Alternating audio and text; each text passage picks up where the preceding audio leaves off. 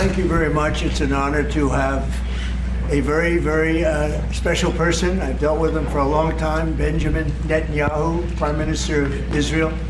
And we had lunch together, we had meetings together, along with his very capable staff. And I think we've come up to some pretty good solutions and conclusions. And we'll be working a little bit after this, and then I assume you're going back home. Yes, sir. This is a quick stop, in and out. But we appreciate you being here, and we are a friend of Israel, as you know. I would say that I'm by far the best president that Israel has ever even thought of seeing. And it's an honor to be so, and to be so thought of. And many friends in Israel, they are not in an easy area. It doesn't go easy, but we are helping them. And likewise, they've been helping us very much. And so we'll see how it all works out. But we had great discussions today, I think, on the obvious subject of Iran, and also the less obvious subject with respect to Israel, and that's trade. And I think the Prime Minister is going to tell you a little bit about trade and what they're doing for the United States. So I want to thank you all for being here. Thank you very much. And thank you. Benjamin, thank you very much. Thank you, Mr. President. Thank you, Donald. Thank you. Mr. President, I want to first thank you for inviting me again to the White House. You've been a remarkable friend of the State of Israel. You stand by us. You're standing with us. You are a great, great champion of our lives. And you actually do the things that you say you do. And I think that people respect that enormously. I certainly do, and the people of Israel do. And I think the Jewish people do as well. We just saw your representative in the Department of Justice fighting anti-Semitism, standing up for Israel in international forums. I just want you to know from the heart, it's deeply, deeply appreciated. As you said, we had the opportunity to talk today about many subjects. First, if I can mention tariffs, it's a subject of some interest today. I can tell you that I said to the President a very simple thing. We will eliminate the trade deficit with the United States. We intend to do it very quickly. We think it's the right thing to do. And we're going to also eliminate trade barriers, a variety of trade barriers that have been put up unnecessarily. And I think Israel can serve as a model for many countries who ought to do the same. I recognize the position of the United States. It says, you know, we're allowing other countries to put tariffs on us, but we don't put tariffs on them. And you know, I'm a free trade champion, and free trade has to be fair trade. And I think that's basically the position that you have put forward, Mr. President. We are going to eliminate the tariffs, and rapidly. I had the opportunity to speak to Secretary Lutnick yesterday. We talked about how we could effect this quickly, and I hope to bring the solution very quickly. We're not talking about intentions. We're not talking about you know, just words. We're talking about results. And those results are going to come. That's the first. Thank you very much. It's very nice. Thank you. Thank you. Mr. President, what about the hostages here? Well, I What about the didn't Let him finish. finish. Okay. I'm going to begin. We spoke about not only the hostages, but about Gaza. The hostages obviously is a human story of just unbearable agony. I speak to the families. I spoke to them yesterday. Spoke to another one when I was in Hungary before I came here. I speak to them every day. They're in agony. The hostages are in agony, and we want to get them all out. Steve Witkoff, was, President Trump's very able representative, helped us get a deal that got 25 out. We're working now on another deal that we hope will succeed. And we're committed to getting all the hostages out, but also eliminating the evil tyranny of Hamas in Gaza, and enabling the people of Gaza to freely make a choice to go wherever they want. I mean, they should have that choice. And the President put forward a vision, a bold vision, which we discussed as well, including the countries that might be amenable and are amenable to accepting Palestinians of their free choice if they choose to go there. And I think that's the second thing that we discussed. But the hostages came right on top. We also discussed the situation in Syria. we've had neighborly relations with Turkey that have deteriorated, and we don't want to see Syria being used by anyone, including Turkey, as a base for attack in Israel. Turkey is a country that has a great relationship with the United States. The president has a relationship with the leader of Turkey. We discussed how we can avoid this conflict in a variety of ways, and I think we can't have a better interlocutor than the President of the United States for this purpose. And of course, we also discussed Iran. Look, we're both united in the goal that Iran does not ever get nuclear weapons. If it could be done diplomatically in a full way, the way it was done in Libya, I think that would be a good thing. But whatever happens, we have to make sure that Iran does not have nuclear weapons. That's the end of my speech. Mr. President, We're having direct talks with, wait. We're having direct talks with Iran. And they've started, it'll go on Saturday. We have a very big meeting and we'll see what can happen. And I think everybody agrees that doing a deal would be preferable to doing the obvious. And the obvious is not something that I want to be involved with, or frankly, that Israel wants to be involved with if they can avoid it. So we're going to see if we can avoid it. But it's getting to be very dangerous territory. And hopefully those talks will be successful. And I think it would be in Iran's best interest if they are successful. We hope that's going to happen. And we had just a lot of good talks on a lot of things. I appreciate very much what you said about the tariffs. We've been ripped off and taken advantage of by many countries over the years, and can't do it anymore. Just can't do it anymore. Can't be the stupid people anymore. And it's all because of the people that sat in this seat right here. Not your seat, but this seat. They allowed things to happen to our country that they shouldn't have allowed to happen on trade and other things, many other things. I mean, look at what's happened with our last president, where he allowed millions of people to come into our country with an open border. Who would want an open border? How stupid was that? But he allowed millions and millions of people, and of the millions, and I think it was 21 million people, but let's say 3 of them were serious criminals, serious murderers and drug dealers and gang members and people from jails. All the jails emptied out right into our country, right along the open border on Mexico, generally the Mexico. They came in from Canada too, by the way, a lot. But generally speaking, on the southern border. And what a shame it is that we are now working very hard to get them out, get the criminals out, get the murderers out, the drug dealers, the mentally insane, get them out. They dropped the mentally insane in our country too.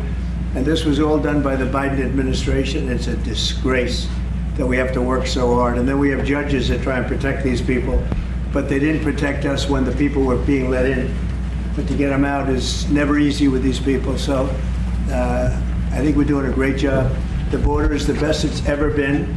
It's even as strong as it was. I had a great, solid border. I think it might even be tougher right now and stronger. So people are coming into our country, but they're coming in legally. We have a legal process, and we have that moving along properly, because we need people to come into our country, but we want people that can love our country and cherish our country. So that's where we are. And with that, any questions? Mr. President, the European Union reaction to the markets today, and would you be open to a pause in tariffs to allow for negotiations?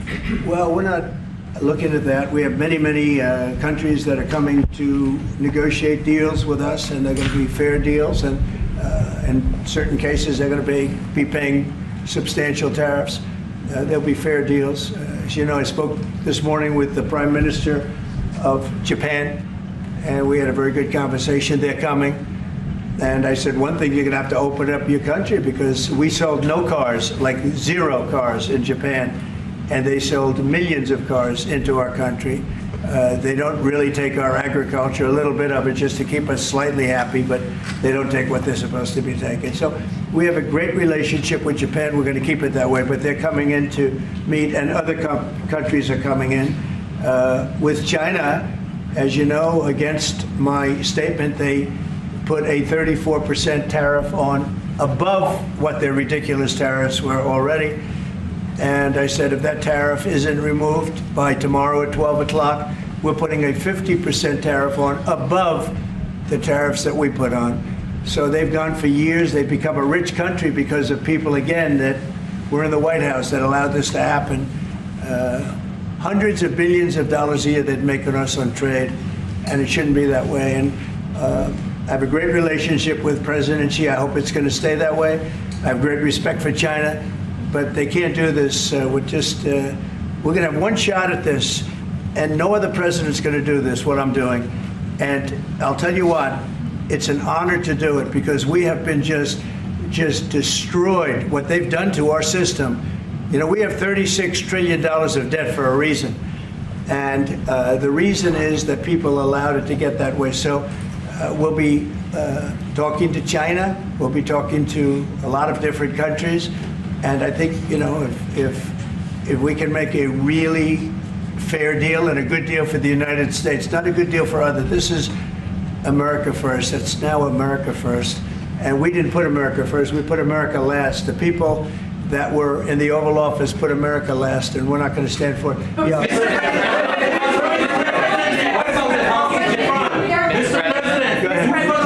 The U.S. in the talks with Iran. Two questions. Do you expect any of these deals to be made before April 9th? And secondly, there have been some mixed messages from your administration. You're talking about negotiations, and yet others in your administration are saying that these tariffs are actually permanent. What is the action? Well, it can both be true. There can be permanent tariffs, and there can also be negotiations, because there are things that we need beyond tariffs. We need open borders. You know, we almost had a deal with China where we're going to open up China. It was almost done. Some of you remember it during my first term, and it was very disappointing. We ended up making a great deal. $50 billion worth of product was sold. $50 billion. You'd like that in Israel. And I made that deal, but it wasn't the deal that I wanted. It was the deal that I wanted was that, plus they were going to open up China so that our companies could go into China and compete with other countries and China for the, you know, for a large number of people. And at the very end, that deal was terminated, and we went to a piece of the deal. And so there are a lot of things outside of tariffs, but tariffs are very important. But there are a lot of things like opening up countries that were totally closed. China is essentially a closed country. In fact, it is a closed country. And what they do is they charge tariffs so that if you sell cars or if you sell anything, nobody's going to buy it because the price is out of control. But that's true with a lot of other countries also. So we're going to get fair deals and good deals with every country. And if we don't, we're going to have nothing to do with them. They're not going to be allowed to participate in the United States. Mr.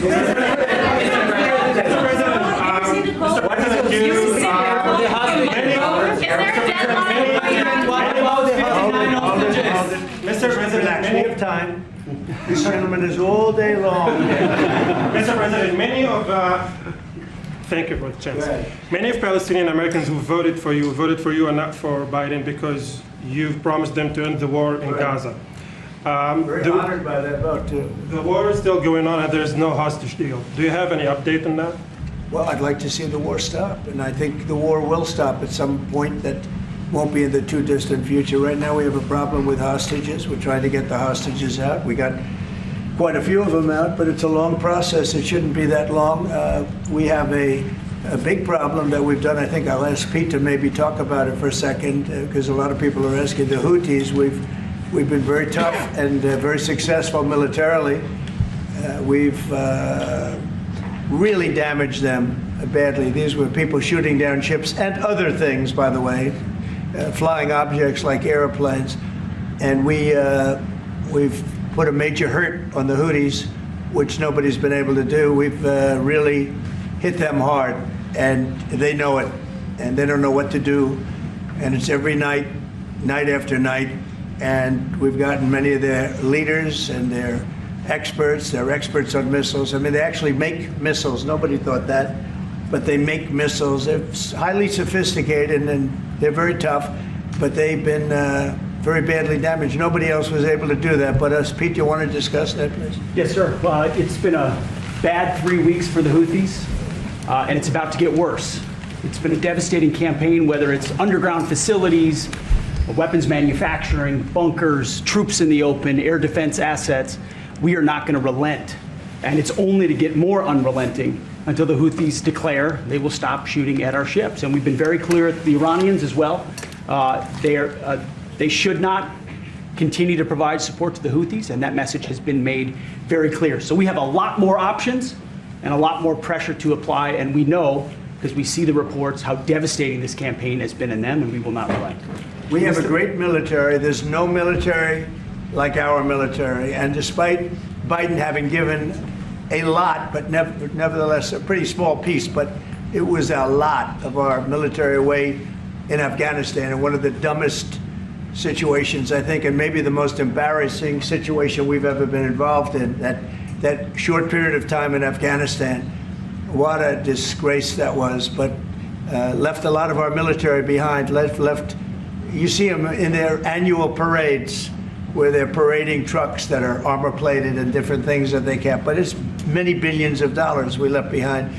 But despite that, we have a tremendous military. That was a very small portion because we rebuilt the military during my first term, and we have great things happening with our military. We also essentially approved a budget which is in the facility. You'll like to hear this, of $1 trillion, $1 trillion, and nobody's seen anything like it. We have to build our military, and we're very cost conscious, but the military is something that we have to build, and we have to be strong because you got a lot of bad forces out there now. So we're going to be approving a budget, and I'm proud to say, actually, the biggest one we've ever done for the military. We're cutting other things that were under DOGE, but under a lot of other.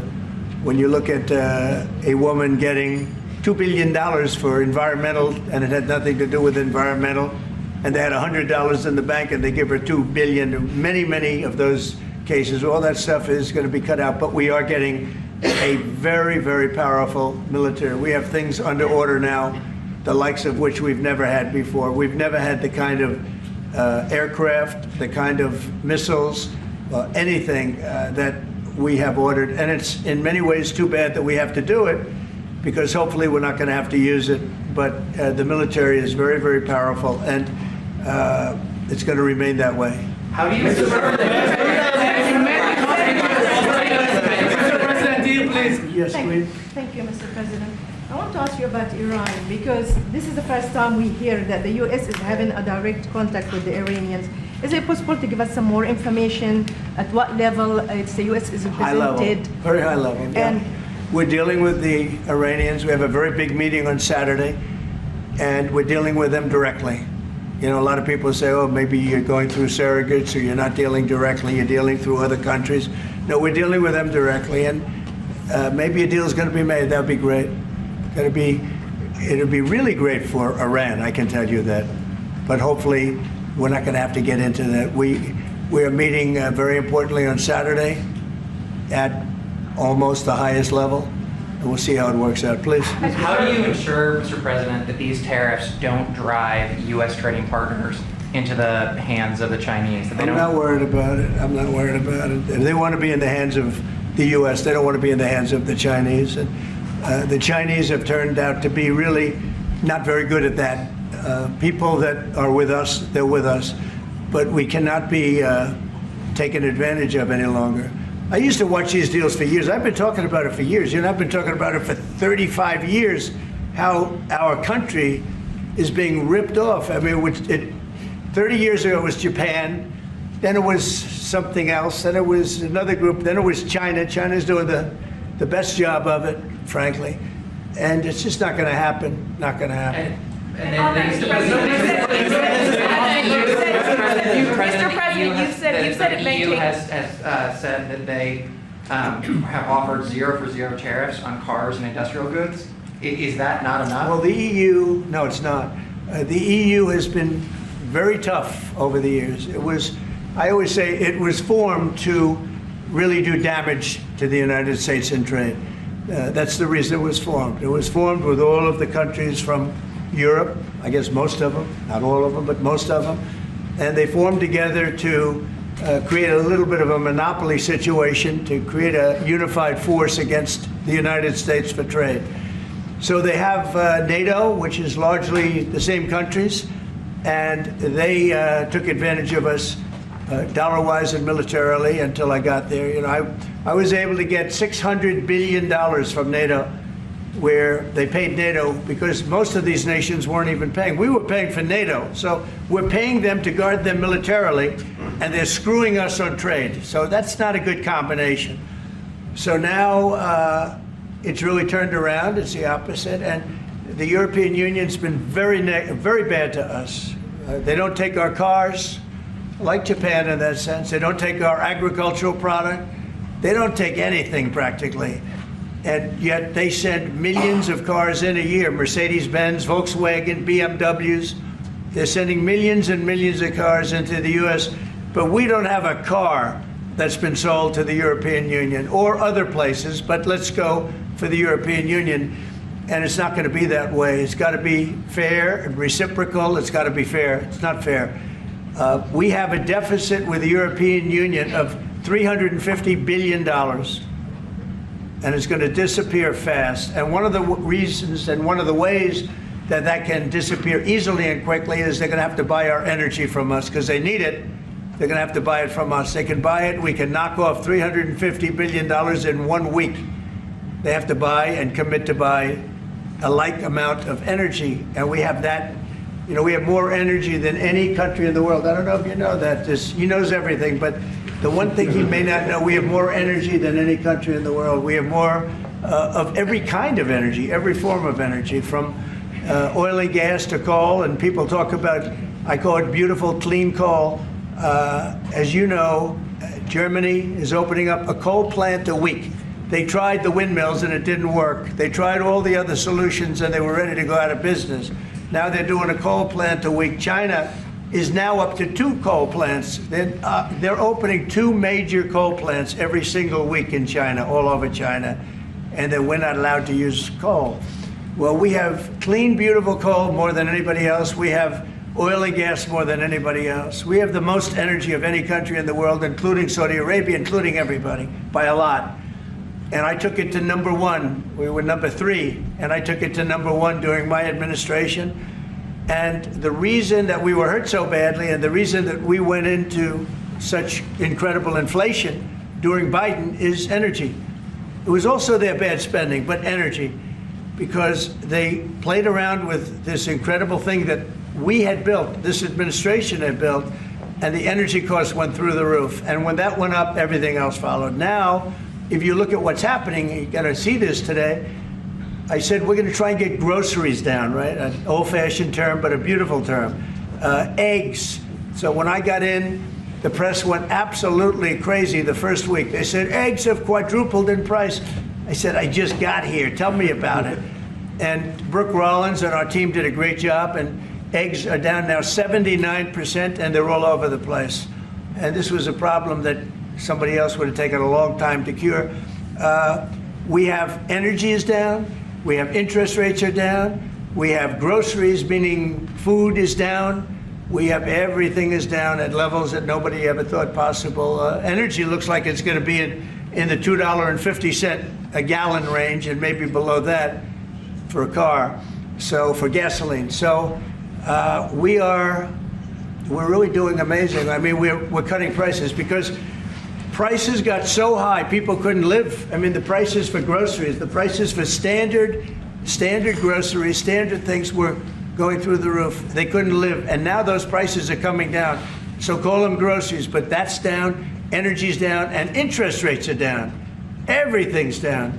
And the interest rates, the beauty there is when we refinance debt, you know, debt's become such a big factor in this country. We're going to start paying debt off with tariffs and other things. But it's such a big factor because the interest rate's so high. Well, now that's coming way down, so our budget's going to look a lot better because interest costs are way down. And I guess I've done that.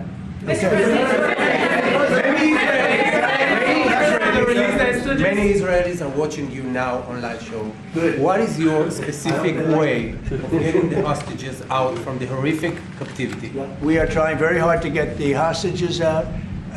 We're looking at another ceasefire. We'll see what happens. But we want to get the hostages out. The Israeli people want the hostages out more than anything. They want the hostages out. This man is working very hard with us to do that. I mean, I don't know. I hope he's being appreciated because he's been a great leader. He's working very, very hard on the hostages and many other things. And there are plenty of things you have to work on. It's a tough place in the world. I have a good partner. Yeah, you do have a good partner, and so do we. We're working very hard on the hostages. If you're going to negotiate a new deal with Iran, can you elaborate how it's going to be more effective than the JCPOA? Well, I can't really say that, but I think it'll be different and maybe a lot stronger. But they were so happy when we made that first deal because we did get a lot out. You know, I had people right in this office, this beautiful Oval Office. They came in, 10 people, hostages, you know that. And I said to them, so how was it? And the stories they told me, I mean, as an example, I said to them, was there any sign of love? You were there, 10 people. It's only 10, but it's pretty representative. Did the Hamas show any signs of, like, help or liking you? Did they wink at you? Did they give you a piece of bread extra? Did they give you a meal on the side, like, you know, you think of doing? Like what happened in Germany, what happened elsewhere. People would try and help people that were in unbelievable distress. They said no. I said all of them. I said, did they ever wink at you like, you'll be okay, you're going to be okay? No, they didn't do that. They'd slap us. The hatred is unbelievable. And the lives, you know, they lived in a pipe, not really a tunnel, it was a pipe. And they always thought they were suffocating, they were going to suffocate.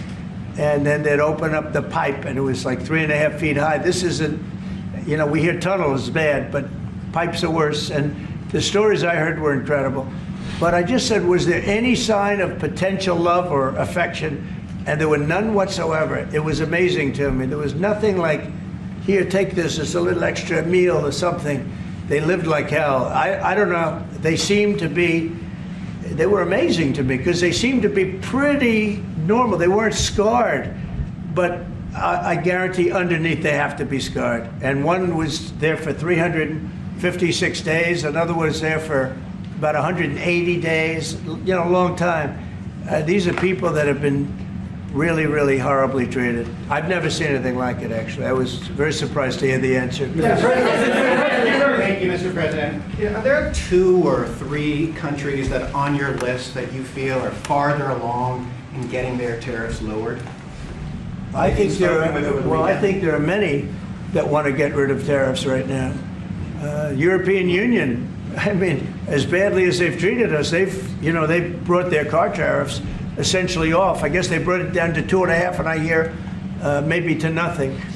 But it's not only tariffs, it's non-monetary tariffs. It's tariffs where they put things on that make it impossible for you to sell a car. It's not a money thing. They make it so difficult, the standards and the tests. They drop a bowling ball on the top of your car from 20 feet up in the air, and if there's a little dent, they say, no, I'm sorry, your car doesn't qualify. When the same car from Germany or anything would dent likewise, unless you can have an army tank, it's going to dent.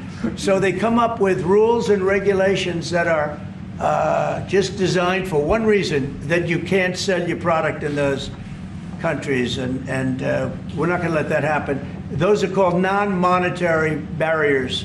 They make barriers that are so tough that it's impossible to qualify. So tariffs are a big part of it, but there's another big part of it, and that's barriers. They also do something else. They manipulate their currency, and they drive it down. They want to drive it. They want to have low currencies. You know, it sounds better to have a high currency, a strong dollar or whatever, but they bring their currency down. And when it competes with our currency, it's very hard to sell a tractor. It's very hard to sell product because their currency is low and ours is much higher relatively. And so it makes it very hard. I speak to a lot of companies that do business, tractor companies, and they say it's so hard to sell because what they've done is they've lowered the yen or they've lowered the yuan or they've lowered their currency so that it's very hard to compete. We don't want that either. So we have a lot of things that we're talking about, but we're going to fix it properly, and it's going to be fair to everybody, And in the end, I think we're going to have a world that does a lot better, but they have to respect the United States. And nobody but me would do this. Nobody but me would do this. It would be nice to serve, a nice, easy term. But we have an opportunity to change the fabric of our country. We have an opportunity to reset the table on trade. We lose billions of dollars. We lose close to $2 trillion a year on trade. We lose $1 trillion a year to China. $1 trillion. We lose hundreds of billions of dollars a year on trade to China. We lose hundreds of billions of dollars overall, probably close to $2 trillion. Why would we do that? Number one, why would we do that? And then you have to say, is it sustainable? Then you hear about all of the people that say, well, deficits. If we have a deficit with the country, or if the country has a big surplus with us, like China has a massive surplus that they take and they spend on their military. Well, we don't want that. I don't want them to take $500, $600 billion a year and spend it on their military. I don't want them spending money on their military. And I shouldn't have to spend money. We shouldn't have to spend it either.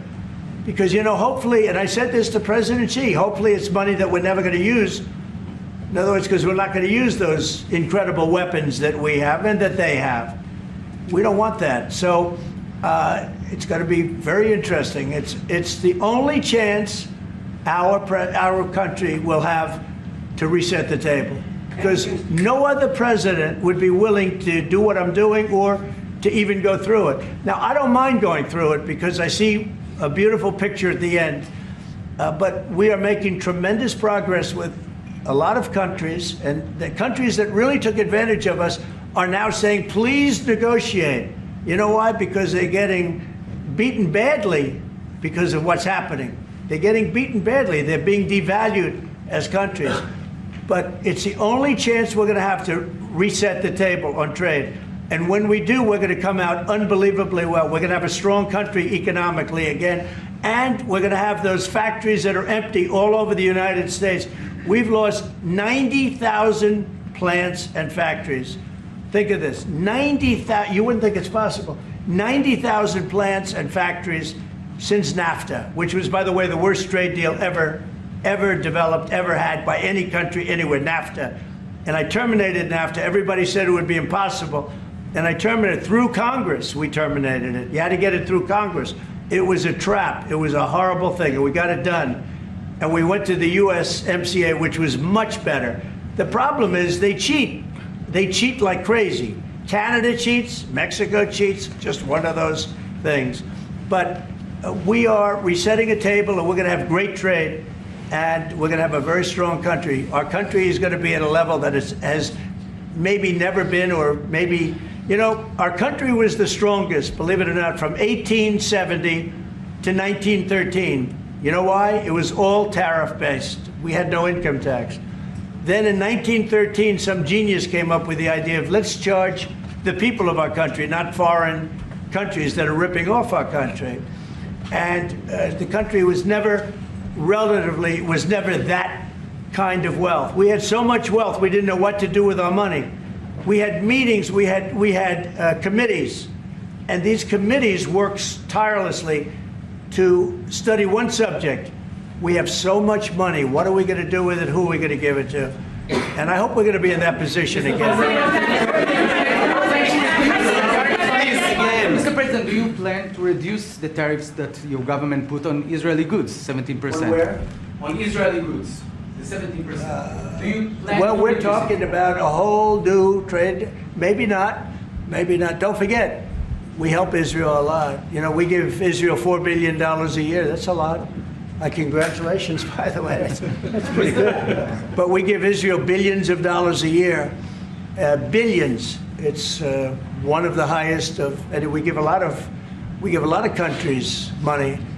You wouldn't believe if I said we give Afghanistan a lot of money, didn't it? Because that was a Biden deal, another Biden deal. Not only did he embarrass us with that, but they give them billions of dollars, Afghanistan, right? So, but no, we take good care of our friends and we don't take care of our enemies. We're not taking care of our enemies anymore, but we do take care of our friends. Mr. Berman from the Times of Israel. The IDF is fighting again in the Gaza Strip. I myself might be called up in a month.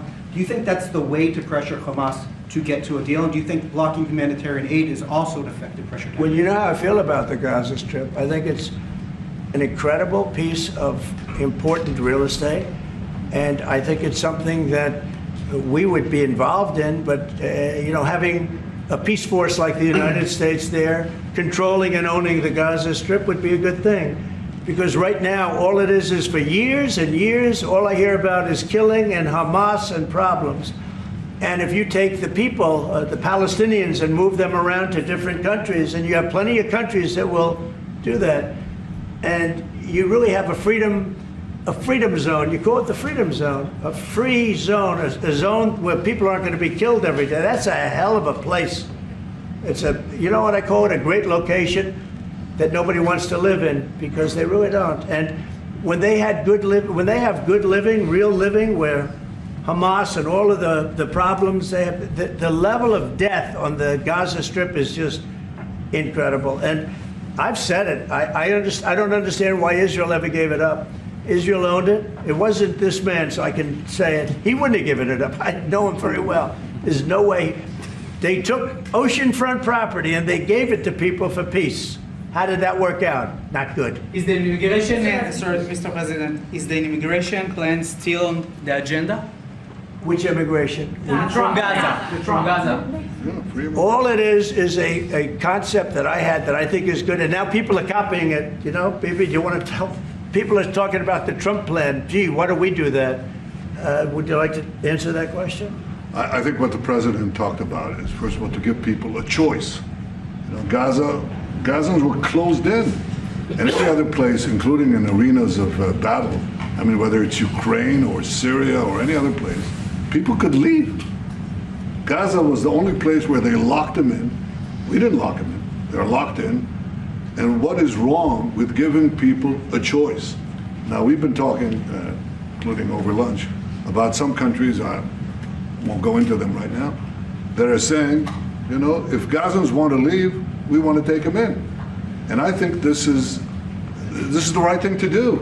If you give, you know, it's going to take years to rebuild Gaza. In the meantime, people can have an option. The president has a vision. Countries are responding to that vision. We're working on it. I hope we'll have good news for you. I will say people really do love that vision. It's a long-term vision, but so importantly is to have that be a safe field, because you're right smack in the middle of the Middle East. You're right along Israel. It should have never, ever been given away. It shouldn't have been given away by Israel. I don't know why they did it. I mean, I do know why, because they were promised peace, but that didn't work out too well, because it's one of the most dangerous pieces of land anywhere in the world. Gaza is one of the most dangerous places in the world. So they gave it away for a good intention, and it didn't work out that way. And a lot of people like my concept, but you know, there are other concepts that I like too. And there are some concepts I don't like. You know what I don't like? The way it is now. Because right now it's a dangerous death trap, Gaza. Yeah. Thank you, sir. Can you talk a little bit about your potential meeting with Vladimir Putin? Do you still plan to meet with him? Could that happen in Saudi Arabia? And maybe you could elaborate as well a little bit on not providing tariffs on Russia, sir. So the reason we're not talking about tariffs with Russia is because we're not doing business essentially with Russia, because they're in a war. And I'm not happy about what's going on with the bombing, because they're bombing like crazy right now. They're bombing. I don't know what's happening there. That's not a good situation. So we're meeting with Russia. We're meeting with Ukraine. And we're getting sort of close. But I'm not happy with all the bombing that's going on the last week or so. Horrible. It's a horrible thing. It's a horrible thing. Can countries negotiate to get below 10%? In terms of tariffs? In terms of tariffs, yes. Look, we've been ripped off and taken advantage of for 40, 50, 60 years. And the reason we got ripped off and the way they did it was tariffs. They would charge tariffs, massive numbers of dollars. And when you look at China, when I took over, it was at $507 billion they were making. I call it making. A lot of people say, oh, it doesn't mean anything. Having a surplus means a lot, in my opinion. It's almost like a profit or loss statement. And when I took over, it was $507 billion that China was. This is originally, first term. And we were very, very tough on them because they were taking that money and they were building a military with it. Then when Biden came in, he let him get away with murder. He had no idea. I'll tell you what, that man had no idea what was happening, whether it was the border or China or anything else. He had no idea what was going on. And they went wild. China went wild. And the money they make is ridiculous, okay? It's just not going to happen. And hopefully we'll get along with China. If we do, that's great. And if we don't, that's okay too. But we can't let that continue because that's an abuse. They abused the poor people that sat in the seat. That poor Biden, he was abused by them. They took advantage of him. And I'm surprised, you know, they have smart people. They were radical left lunatics, but they're smart. I'm surprised they'd allow that to take, you know, to happen. But we are going to bring great trade, and we're going to be fair to other countries. And I will say this, virtually every country wants to negotiate. If I didn't do what I did over the last couple of weeks, you wouldn't have anybody wants to negotiate. We would have gone to these countries, you want to talk? And they were, well, we don't want to talk. Now they're coming to us. They're offering things like even Bibi, and this is unrelated because it's a different kind of a relationship, but he started off our conversation today that he's cutting all of the tariffs, he's cutting everything, he's going to get down to a free base, he's going to do things that, in all fairness, other countries, if they said that, would have never even thought about doing it. Now they're offering things to us that we would have never even thought of asking them for because they're experiencing a lot of hurt. And the hurt is that they've taken advantage of us and we finally fought back. Tariffs will make this country very rich. We're rich anyway, but we're rich in a certain way. We have $36 trillion in debt. I want to get rid of it. And we can do it quickly with proper deals. So when countries don't allow us to sell our product, but we allow them to sell their product, when they charge us massive amounts of money for the privilege of going into their country, those days are over. Okay. Go ahead. Me? Sir? Me? Yeah. Thank you, Mr. President. On Iran, two questions, please. First, if you can give us more details about where the meeting on Saturday is going to take place. I can't tell you that. I can just tell you there's a major meeting going on between us and Iran, and that'll take place on Saturday, and it's at top level. And the second question about this. A lot of people think that those talks are not going to lead anywhere because the Iranians will never give up. Sure. I think that's a possibility too. If diplomacy fails, is the United States, under your leadership, ready to take military action to destroy the Iranian nuclear program and remove this threat? I think if the talks aren't successful with Iran, I think Iran is going to be in great danger. And I hate to say it, great danger, because they can't have a nuclear weapon. So is that a yes? You know, it's not a complicated formula. Iran cannot have a nuclear weapon. That's all there is. So Can't have it. Ready? Right now we have countries that have nuclear power that shouldn't have it, but I'm sure we'll be able to negotiate out of that too as part of this later on down the line.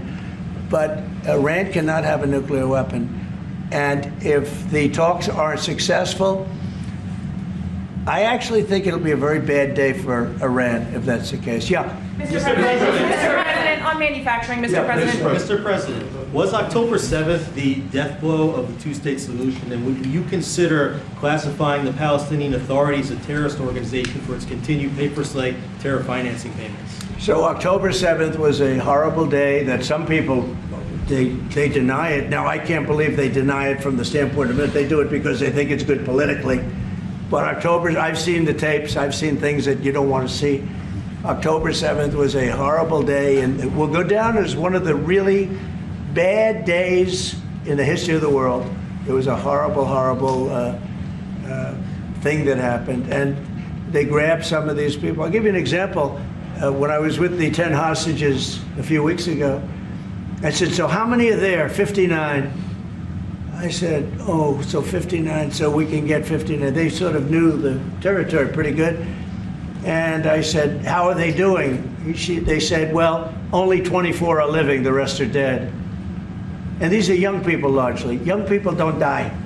You know, young people have an amazing ability to live. They can live through horrible things, but these are young people. And when they said that 24 are living and the rest are dead. And you know, I've had parents come up, Israeli parents largely. We have some Americans, and I guess we have one left, Alex. We have the one left. But I've had Israeli parents come up to me at events and say, my son is there. I said, well, how's he doing? Well, he's dead. But would you do me the biggest favor ever? Could you bring his body back home? They talked about a young dead boy and a young dead girl like they were living. And that could have something to do with religion. That could have something to do with, I guess maybe any parent would be, but I was surprised. They said, sir, my son is dead. It is just as important to bring that body back home. I asked that question as if he were alive. So you have a lot of them dead, and we'll be able to bring them back. But it's a horrible thing that's happened. These are young, largely young people, some old ones too, frankly, and those people have lived in hell. When they came off, the second group that came out, they looked like they just got out of a concentration camp. They looked exactly like the pictures that I see from the 1940s, the concentration camps. And then they got a little bit better, you know, but that second group, those people came out and I said, this is unbelievable. We're going back into a chapter in history that is one of the worst ever. It's really very bad. Okay? Mr. President, thank you. You've said it could take 2 years to get American manufacturing fully up to speed in response to these tariffs. What happens in the meantime? Should Americans be prepared potentially for years? Yeah, I'll tell you what happens. We have now $7 trillion. Think of this, $7 trillion of commitments from companies wanting to go in, from Apple to many, many companies. But that takes time. Many from Taiwan. What? It takes time to Of course it takes. Well, are you asking me a question or are you telling me? Yeah, it takes time. You know, you got to build a thing called a factory. You have to build your energy. You have to do a lot of things. I'm giving them energy. You know, we're going to let them build their own power plants. They'll be their own. Essentially, they're going to be in charge of the power plant because our power is not reliable enough. You have a grid that's old and susceptible to a lot of things, including bombing and weather and a lot of other things. And we're going to give them record timing in terms of approvals of electric plants. Most of them want to build electric plants. We need massive amounts of electricity if we're going to compete with China and others. And interestingly, we're way ahead right now in the AI race with China. But the way we lose that race is if we can't give them electric. But we have more plants being built. We have everything. We're doing so great. And we want to keep it that way. And tariffs will be an important part of it. But one of the other things, Lee Zeldin's doing a fantastic job, head of environmental protection. And he's doing very rapid approvals for people to get, for big companies that are going to build a plant that's going to cost billions of dollars. And we're going to get them their approvals. They have to be environmentally perfect, everything good, but they're going to be in record time, a matter of months versus a matter of many, many years. Okay? But in the meantime, Lisa Rozowski from Haaretz. Turkey claims it will stabilize the situation in Syria. Turkey? Yeah. Israel doesn't want Turkey to influence Syria. What do you think? Do you think Turkey's influence in Syria can actually make it a better, more peaceful country, or vice versa? Well, I have great relations with a man named Erdogan. Have you heard of him? Yeah. And I happen to like him, and he likes me, and I know the press will get very angry. He likes Erdogan, but I do, and he likes me, and we've never had a problem, and we've gone through a lot, and we've never had a problem. We've always got, as you remember, we got our minister back from Turkey. You remember that? And this was a big deal at the time. And we got him back. And I told the prime minister, I said, just, Bibi, if you have a problem with Turkey, I really think I'm going to be able to work it out. You know, I have a very, very good relationship with Turkey and with their leader, and I think we'll be able to work it out. So I hope that's not going to be a problem. I don't think it will be a problem. Now, with that being said, I believe it was Turkey, and I said that to him. I said it. I said, congratulations. You've done what nobody's been able to do in 2,000 years. You've taken over Syria with different names, but same thing. I said, you've taken it over. He's taken it over through surrogates. He goes, no, it was not me. I said, it was you. But that's okay. You don't have to say, well, sort of maybe it was me. Okay. But what he did, look, he's a tough guy and he's very smart. And he did something that nobody was able to do. You know, you got to hand it to him. Any problem that you have with Turkey, I think I can solve. I mean, as long as you're reasonable. You have to be reasonable. We have to be reasonable. Thank you very much, everyone.